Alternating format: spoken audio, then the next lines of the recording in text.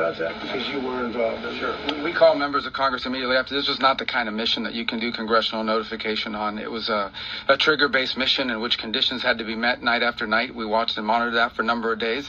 So it's just simply not the kind of mission you can call people and say, hey, we may do this at some point in the next 15 days. But it's largely a law enforcement function. Remember, at the end of the day, at its core, this was an arrest of 2 indicted fugitives of American justice. And the Department of War supported the Department of Justice in that job. Now, there are broader policy implications here, but it's just not the kind of mission that you can pre-notify because it endangers the mission. Plus, if I could add one thing to that, Congress has a tendency to leak. This would not be good.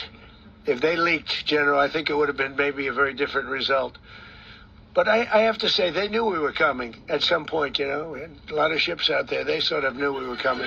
We went there. But Congress will leak, and we don't want leakers.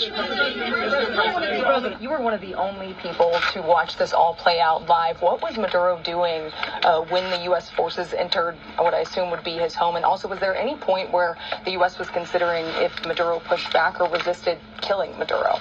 It could have happened. It could have happened. He was trying to get into a safe place. You know, the safe place is all steel. And he wasn't able to make it to the door because our guys were so fast. They went through the opposition so fast. And there was a lot of opposition. You know, people were wondering, do we get them by surprise? Sort of surprised, but they were waiting for something. It was a lot of opposition. There was a lot of gunfire. You saw some of it today. But he was trying to get to his safe place, which wasn't safe because we would have had the door blown up in about 47 seconds, they say on average, regardless of how thick the steel was.